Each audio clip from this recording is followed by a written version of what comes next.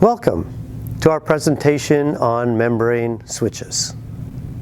This presentation is for you if you are designing or developing a product that could use a membrane switch as the interface, or if you're just interested in the possibilities of a membrane switch. I am Rick Gagne, OEM Business Development Manager at AMPCO Manufacturers and a membrane switch specialist.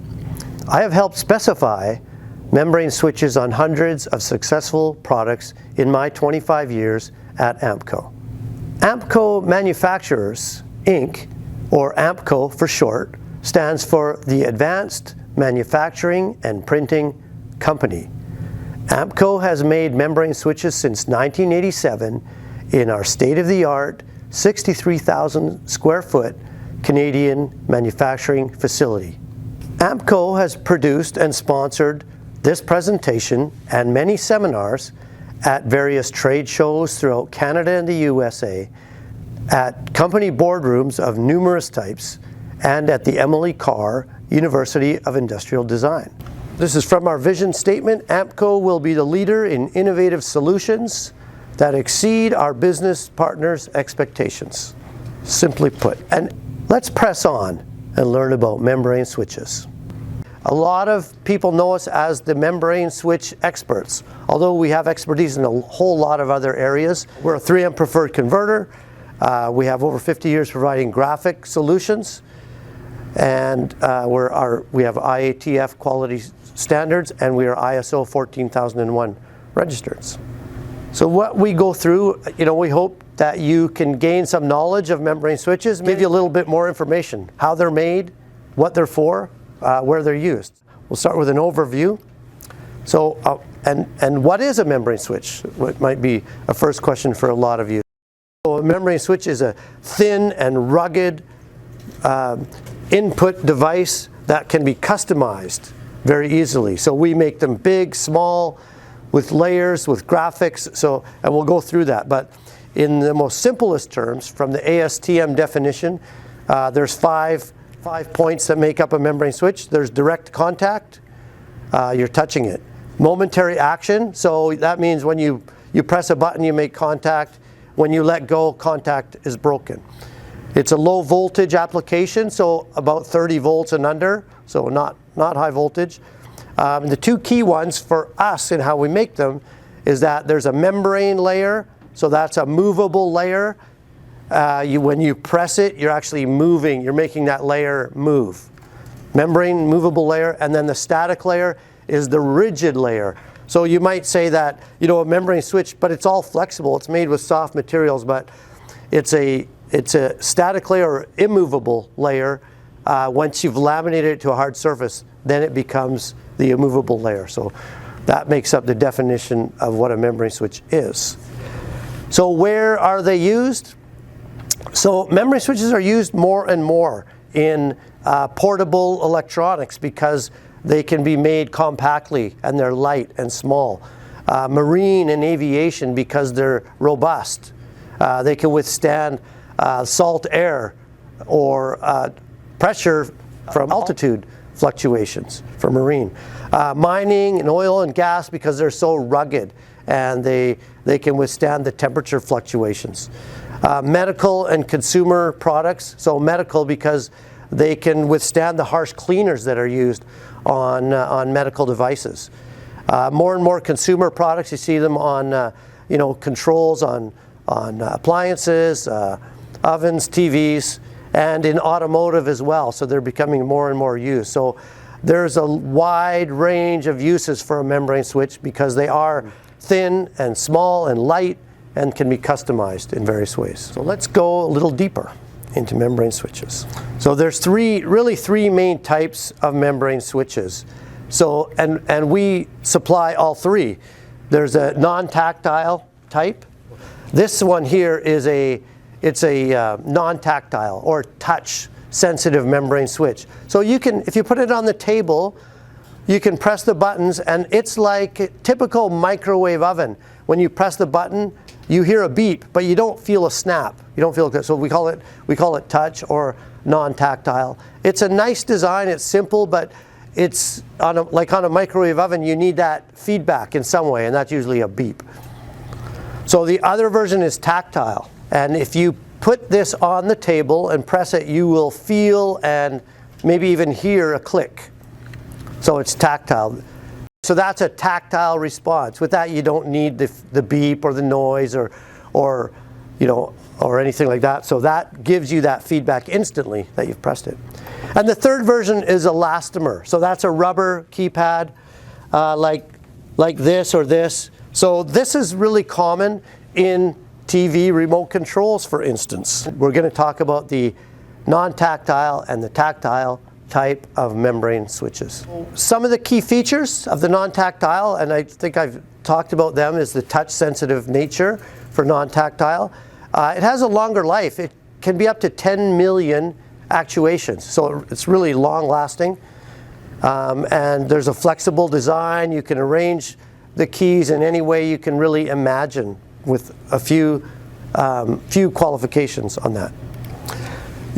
Tactile. So tactile, you get the feedback. The life on those, we rate them for about 1 million actuations. We test them for, double that, 2 million or more.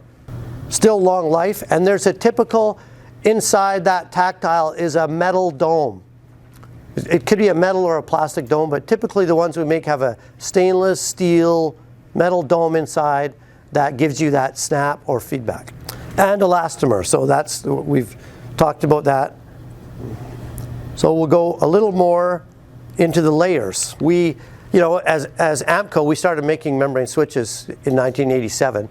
So, and at the time we were screen printing, we were die cutting, we were doing laminating, and so those are the key processes that, because we were already doing them, it wasn't a big step to start making, membrane switches. So that was a natural progression for us. And so we still do we do screen printing and digital printing. We're doing die cutting, laser cutting, CAD cutting, and we're doing laminating even more than we used to. So it's why we've been successful with membrane switches all these years and been a leader in our business in terms of quality and what we can make. So the graphic overlay layer. So we're going to talk about just that top layer, and then I think some of you have on your table the window overlay guide. That guide has a lot of the features that we put on the top layer of a membrane switch. So on the top layer of a membrane switch, it's the decorated portion of the switch. So years ago, we used to tell people, you can have, when we'd screen print, you can have a black and white overlay, or you can maybe add another color, but if you add too many colors, the cost will go way up. So, but now that we have digital printing, we can do wild graphics. We can do, picture quality graphics on the overlay as part of a switch, if you're more patriotic version. And there's different materials as well. So there's different features you can have. You can, not only with the colors in the membrane, and I should point out that all the print is subsurface, so it's very well protected by the Lexan or polyester overlay. One of the other things we can do is another feature is using selective texture on the surface. So that's used commonly when you want to have a glossy window but texture elsewhere, because texture just has a nice look to it.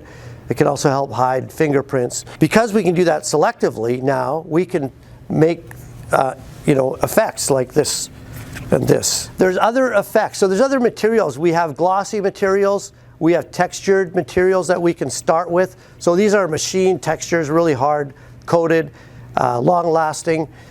We have materials that are good in the sun, so for outdoors. So we have some UV resistant materials now that are just the top of the industry. And the ones that AMCO does are the robust, those harsh environment, mining, medical, harsh environment membrane switches that have to work, they have to be robust and work when people need them to work. So other materials are, there's one, this was sort of a hybrid that people wanted to mimic the elastomer feel of a switch. So this one has a rubbery feel, it's called soft touch. Another one is metallic. So this one is it's a brushed look. It looks like aluminum. And so with a silver print, it has that metal look to it. Even though it is not metal, it's polyester. So it's really unlimited what people can design onto that overlay, onto that top layer. It's whatever their imagination can tell them. That's almost what we can do now with some limitations. Then the last thing I'll point to on this layer is the embossing. So on that sample card, the window overlay guide, near the bottom of it is embossing features. So it shows our embossing. There's 3 mimicked buttons on the bottom, no embossing on the first, and we've done a little graphic to make it look sort of 3D there. The next one has a what we call pillow emboss. That's the one in the middle. So that means the whole button is raised. And then the third one is a rail emboss. So there's just a perimeter emboss. So those are features. And then there's combinations that we can do.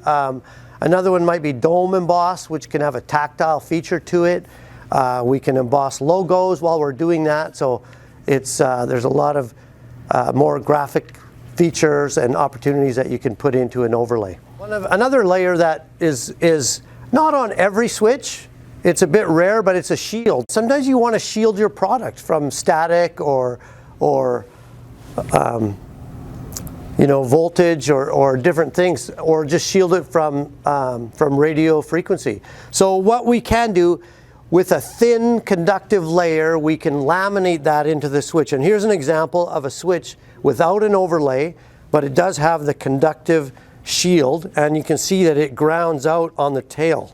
And I want to point out, a shield is not in every switch. It's actually, in a small percentage of switches where a customer might want that extra feature. But it's really easy to add in there. The dome retainer is what it says. It retains the dome. It holds the dome in place. So here's a switch that doesn't have the graphic overlay on it. But so you can see the dome, and you can't actually touch the dome because it's covered by a thin layer of polyester.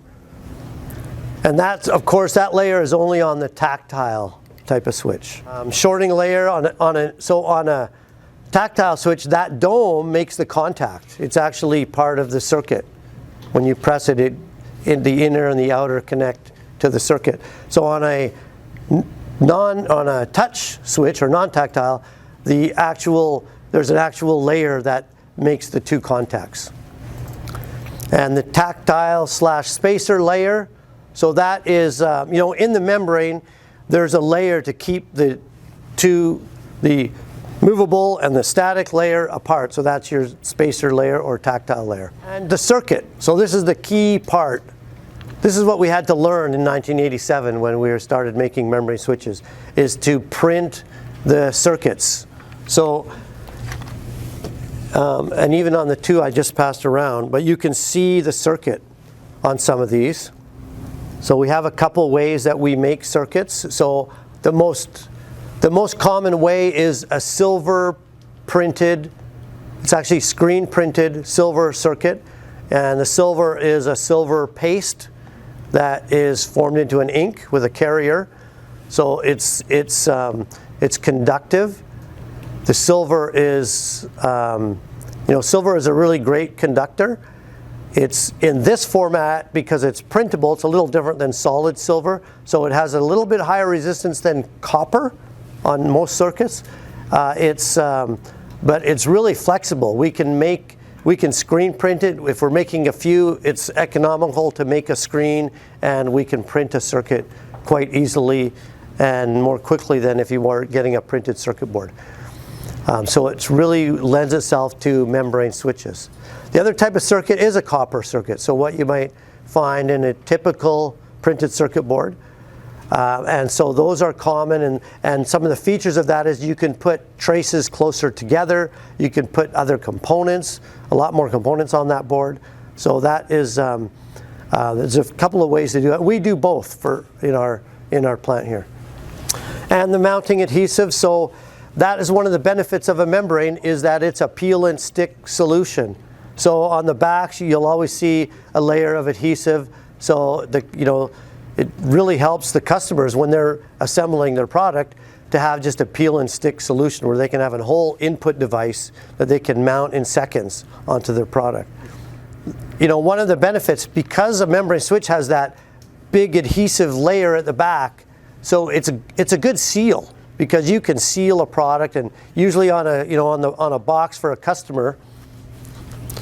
And I have an example here. This is a typical assembly with the box opened up, but you can see how the tail feeds through, and it's a big area of adhesive, so that's a good seal. And there's a way that we can make the switch so it will cover up any holes if you have a window display or some sort of LED display.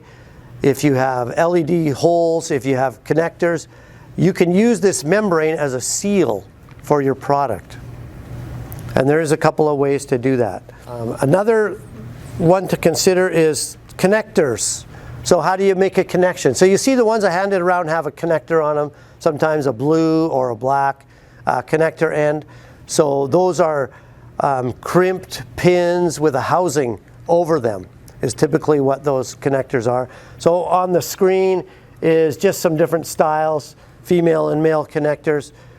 Typical is 0.1 inch center pitch connector to connector. On the tail there we can get to 1 millimeter pitch on a ZIF or zero insertion force type connector. And there are new options always coming out. So I did get this sample from Memcon recently, where they're putting even tighter spacing connectors on a membrane switch. So, and then here is just a few examples. There's a whole bunch of different options, and there's just for membrane switches. So backlighting. So backlighting for membrane switches, that's something we do a lot here at AMCO, and we've built out quite a portfolio for backlighting, not just membrane switches, but overlays or control panels as well. Pictured on screen is a fiber optic pad. So this is a very thin fiber optic pad. It's 13 thousandths of an inch thick. And so the benefit of it is we can embed that in the layers of a membrane so it doesn't affect the feel of the switch. So, and here's an example of one more built up. So this one has the circuit on it. It doesn't have the overlay yet, but it has the fiber optic pad over top of the tactile. You can actually press on them and you can feel the effect. And I'll pass this light around so that you can see what that does to the fiber. So the fiber is etched. So the light runs down the fiber. This is fiber for light, not for like data communications. So it runs down the fiber and then it makes a nice glow out the side. Other types of backlighting as well is electroluminescent lighting. So that is a phosphorus charged, electrically charged lighting. Something we've really pioneered at AMCO is the using LEDs for backlighting. So we've embedded low profile LEDs into the thin layers of a membrane to light up, points of light at first, graphics, icons, words even. And so just on the screen you can see an example of that. And the way we do that is we're embedding the thin, really low profile LEDs. Sometimes they're side shoot or straight up. So we embed them. And also going along with that is printing diffusing layers. So that's another way, because LEDs have hot spots, so we print diffusing layers to help even out that light. And here's just some examples. Warning light module, membrane switches with backlighting. We're embedding OLEDs right into the layers of a membrane switch as well. So just some things that are usually added on with membrane switch manufacturing. So we're supplying metal and plastic bezels, and I think I passed one around earlier. So these are just the things that go with it. Electronic assemblies, cables, gaskets, and various other things. So a membrane can just be the base of a product, and AMCO can supply, full range of products around it. Some of the specifications. So these are really important in, to engineers and designers, like what they want to know, what is the contact resistance. So we have specs on that. So it's normally under 50 ohms, typical about 10 ohms. Contact balance, these are electrical things that designers need to know. So we have all that library of information, so we vet designs at AMCO.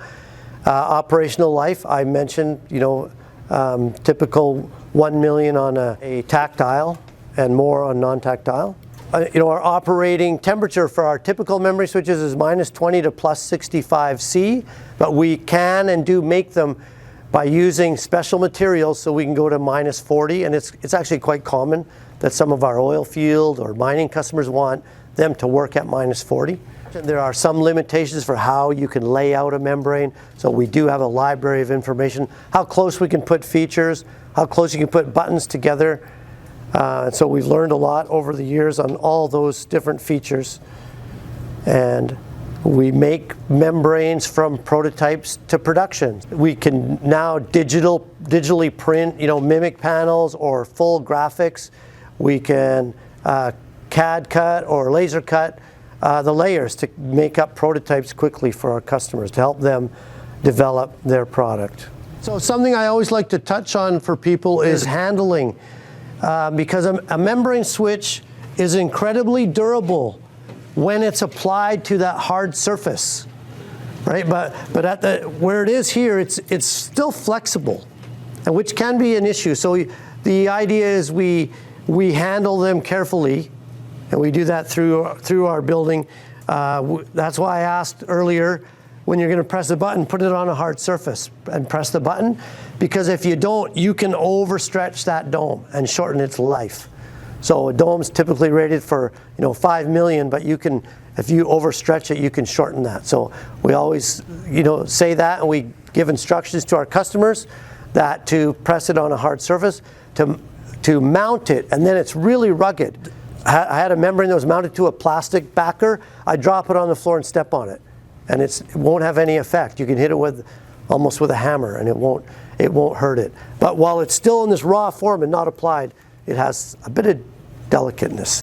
Storage. So memory switches, we store them, and we recommend storage in sealed bags at room temperature, storing them flat. Don't put heavy things on top of them, because like I said, they still are somewhat fragile until you've applied them to a hard surface. And installation. So you need a clean, dry surface. And we've done training for people how to do installations. So it's not that difficult, but we recommend you peel off the paper, feed the tail through the slot, and tack it in place till you make sure it's straight. So the adhesive is pressure sensitive, so you can touch it in a couple places and it will stay on, and if you have to remove it to straighten it, you can twist it and then reposition.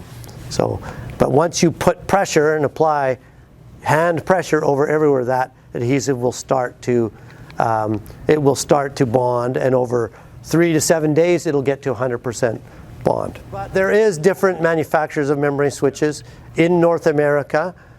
There's a number of manufacturers. AMCO is one of them, the best one, obviously.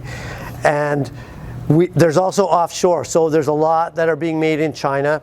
And that's typically for your appliances or your, toys, that have membranes that aren't that critical. They're being made in China or Mexico. But AMCO's partnered with companies in China that can make membranes to a high quality level to our standard, so we do have that option for customers that want to look at that. A lot of customers still don't want that. They want Canada or they want North America made because of our quality level. And we wouldn't be successful at AMCO without our partners. So our supplier partners, 3M, we're a 3M preferred converter. DuPont for our inks, Avery for materials, McDermott Autotype for the polyesters that we typically use on membrane switches, HP and Nicomatic for our other components that we use. Success at AMCO is because of our customer and product focus, our design expertise, our ability to prototype and bring your product to life, our wide array of manufacturing processes, our assembly and test, our quality system, and of course our people who have knowledge and experience to make sure your product comes to life and is successful for you and your customers. Wow. So AMCO's aim is to add value to your manufactured products by leveraging innovation in materials and production methods to design the most cost-effective, practical solution for you. So where can you find other information of AMCO? Well, our website, amcomfg.com. We have our backlighting solutions guide, which we can share, our membrane switch sales guide. We have our people like me, AMCO membrane switch experts, and our dead front window guides. So that is it. That is the presentation. Thank you for watching our presentation on membrane switches. I hope you got some knowledge out of it, and let me know how we can help you in future.